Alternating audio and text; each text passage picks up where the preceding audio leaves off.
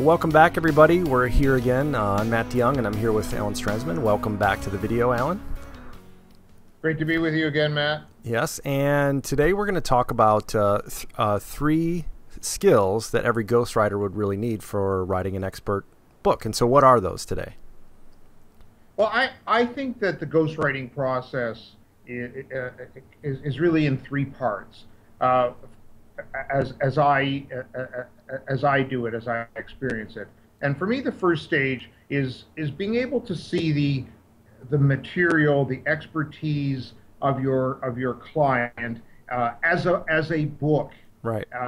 As a kind of cohesive whole that has a flow, that has a structure, that has a kind of compelling narrative to it. So that to me is the first thing, the first real core skill that any book writer, any author should possess, and that's the ability to create a concept or a vision or a through line for a book, unless it's just a collection of kind of disparate pieces, which I don't think is as effective.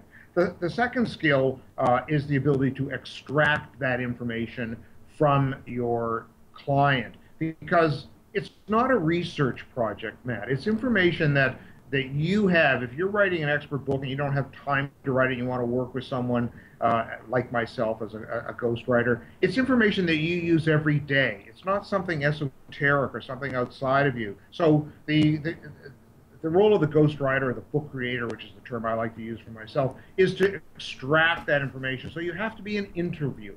Right. You have to interviewers.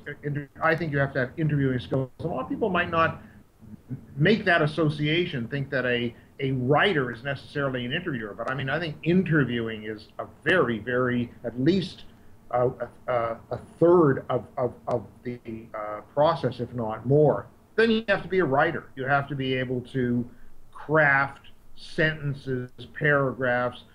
You have to know how to pace, the written word, the page, lay things out on the page. If you like to use paragraphs and sentences, as I do in my books, in a kind of an interesting way. So there's the kind of vision thing, to use a term that was a part of the parlance a few years ago, the vision thing. Then there's the interviewing thing, and then there's being a writer. So I would say those are the three core skills. Right, and then of course you got to wrap that all in the person's voice, because it can't be Alan's voice or Matt's voice, but you want to get it from their own voice. Is that right? When you do that, that happens naturally, because again, the technology is our friend here. That happens because you are interviewing your subject, and you are recording that interview and transcribing it. So it's very similar to having a transcript or a videotape of an interview. And in fact, that's the analogy that I use in describing to people, explain to people what it is that I do, is I'll say, imagine yourself as the subject of a documentary film, and you are being interviewed. And so what you are talking about is the expertise and the knowledge that you have at your fingertips, that you use every day. It comes out of your mouth naturally, and it comes out of your mouth in your own idiom, right, or your dialect, if you will. So when that is recorded and transcribed, it sounds like you. How right. did it not? It sounds like you, to the extent that something on paper that doesn't have necessarily your inflection or the sound of your voice, but it is every bit as much your words as it can be in that medium. Well, and you're bringing up something important that relates, hits home with me, which is I can get a good idea because I work with clients all the time, so I have a sense of what people are stuck on and kind of what I want to communicate. So that I get that far, and I might make a mind map of all of this and start to organize it. But I got to be honest, at some point it gets kind of overwhelming. I'm not sure now, okay, this is too much. Where does this piece go and where does that piece go? But these are the types of things that you're going to help with. And you mentioned the documentary thing. You have a certain amount of experience in actually making documentaries that helps you with this process, doesn't it? Well, I'm a documentary television producer. I work in video, not film. So I wouldn't say I'm a filmmaker, but I'm a broadcast television documentary and informational program writer, producer, and director.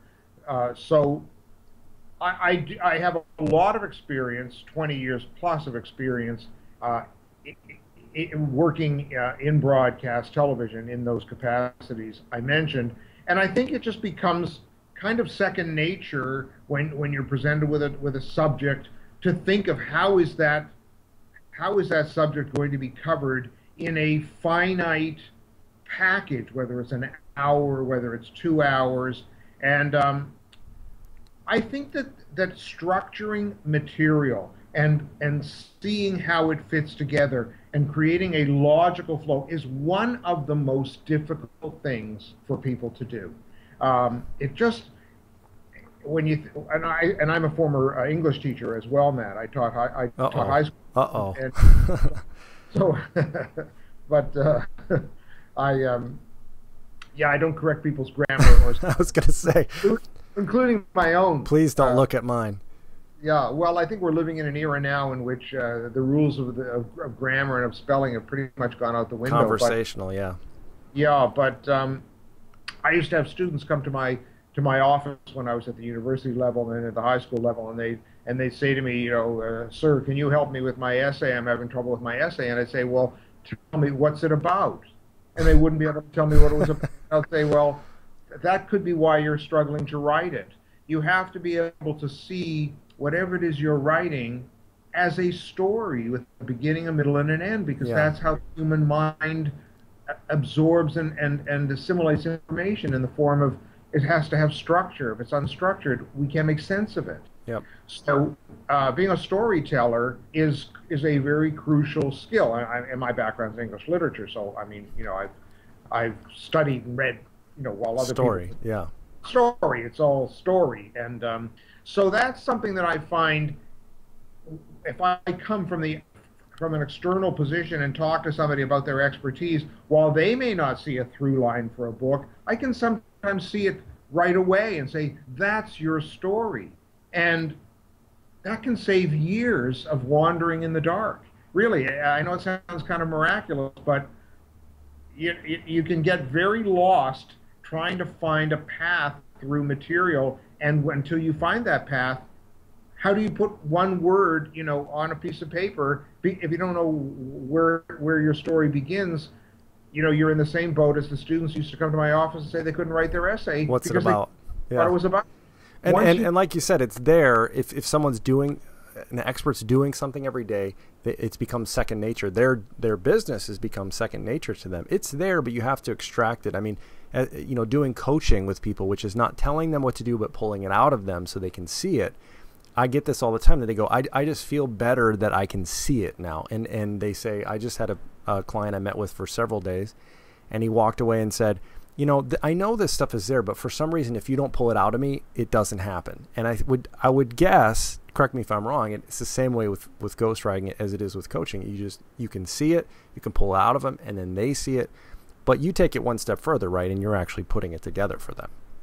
Well, I can. I mean, I can do whatever needs to be done. I can do the entire book, or there can be a collaborative process whereby somebody writes some parts of it and then submits it to me. So whatever works for the individual. But what's interesting, Matt, and this is what I find in life, I don't know whether you find this, we're all very good at solving other people's problems, right, much better than solving our own. Yeah.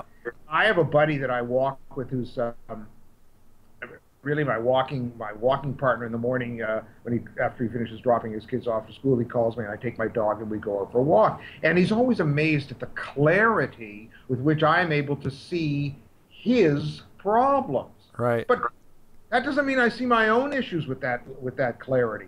I have an outsider's perspective, and that has value. So by the same token, when you're writing a book for someone, you can be too close. The individual can be too close to the situation, too close to the information, and just not be able to see the forest for the trees. And that outsider can say, this is how I see it, and this is how I see you presenting it to others. And that clarity is not always something that the aspiring writer can bring to his or her own work.